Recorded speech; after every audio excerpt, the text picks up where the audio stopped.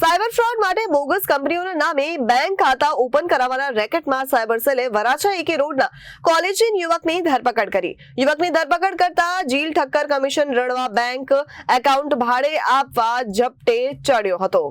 મળતી માહિતી મુજબ વરાછા લજામણી ચોક પાસે મેરેડિયન બિઝનેસ સેન્ટરમાં પહેલા માળે નરેશ ધડુક બોગસ કંપની ઊભી કરી તે કંપનીઓના નામના કરંટ બેંક એકાઉન્ટ ઓપન કરાવતો હતો, જે બેંક એકાઉન્ટમાં સાયબર ફ્રોડના ગુનાનો ઉપયોગ કરાઈ રહ્યો હોવાની બાતમી મળી. સાયબર સેલે અહીં દરોડા પાડી નરેશ ગોકળ, ધડુક અનિલ, નાગેશ્વર ગિરી, કમલેશ વિઠ્ઠલ જોશી, કિશોર છગન સભાયા, પ્રફુલ્લ રાઘવ પટેલ, રજની કરસન ખૂંટને પકડી પાડ્યા.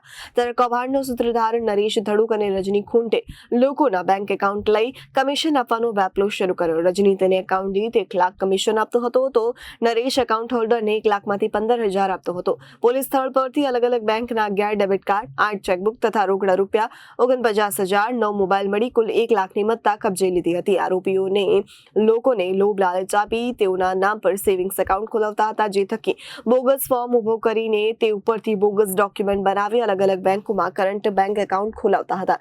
જે એકાઉન્ટ સાયબર સેલે ગત રોજ જીલ સંજય અનડકટ, ઉમ્ર વર્ષ 20, રહેવાસી નવરંગ એપાર્ટમેન્ટ, સરસ્વતી સ્કૂલ પાછળ એકે રોડ, વરાછા, મૂળ ધંધુકા, અમદાવાદની ધરપકડ કરી. ત્યારે કોલેજ સ્ટુડન્ટ જિલ્લાની અગોતરા રિજેક્ટ થયા હતા, તેને કમિશન લઈ બેંક ખાતું ભાડેથી આપ્યું હતું. ત્યારે સાયબર સેલે જિલ્લા રિમાન્ડ મેળવી પૂછપરછ હાથ ધરી છે.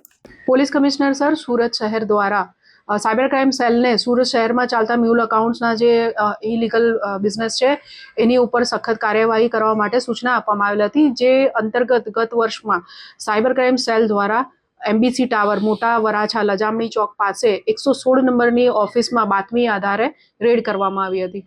આ રેડ દરમિયાન 1 લાખ રૂપિયા કેશ ઉપરાંત બેંક કીટને લગતી સામગ્રી, ડેબિટ કાર્ડ, પાસબુક્સ, ચેકબુક જે અલગ અલગ કરંટ બેંક એકાઉન્ટ્સના હતા એ મળી આવેલ હતા.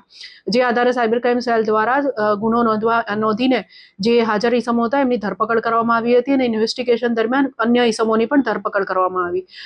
જે અંતર્ગત કુલ આ ગુનાની અંદર 8 આરોપીઓની ધરપકડ કરવામાં આવેલ હતી, જેમાં નરેશ ધડુક અને રજની ખૂંટ આ જે મુખ્ય સૂત્રધારો છે તે અન્ય પોતાના સાથીદારો સાથે મળીને અલગ અલગ બેંકોમાં ખોટા જે bank account, current bank account છે એ ખોટી દુકાનોને એમ ઊભી કરીને બનાવડાવતા હતા.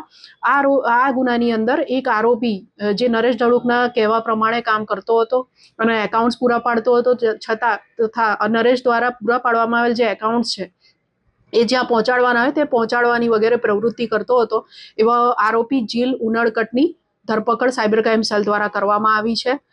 સદર આરોપી આ ગુનામાં નાસ્તો ફરતો હતો અને લગભગ અત્યાર સુધીની તપાસમાં 10 થી 11 કરંટ બેંક એકાઉન્ટો તેણે પૂરા પાડ્યા હોય એવું જણાઈ આવ્યું છે. આ બેંક એકાઉન્ટો પૂરા પાડવા માટે તેને 40,000 થી 50,000 રૂપિયા જેટલું કમિશન મળતું હતું. સાયબર ક્રાઇમ સેલ દ્વારા આ આરોપીને કોર્ટમાં રજૂ કરીને 4 દિવસના રિમાન્ડ મેળવવામાં આવેલ છે અને તેની હજુ વધુ પૂછપરછ ચાલુ છે. જીલનો અભ્યાસક્રમ કઈ રીતનો છે અને કેટલા સમયથી નાસ્તો કરતો? જીલ ગત નવેમ્બર માસમાં જ્યારથી ગુનો નોંધાયો ત્યારથી નાસ્તો ફરતો હતો અને સુરતની એક કોલેજની અંદર BBA નો અભ્યાસ હાલ કરતો હતો. જે આ ગુનો નોંધાયા બાદ નાસ્તો ફરતો હોવાથી આગળનો અભ્યાસ વધારે એ પછી આગળ કર્યો નથી તેણે, અને મૂળ સુરતનો જ રહેનારો છે અને જ્યારથી આ ગુનો નોંધાયો ત્યારથી નાસ્તો ફરતો. Reporter Arvind Rathod, Janadesh news, Surat.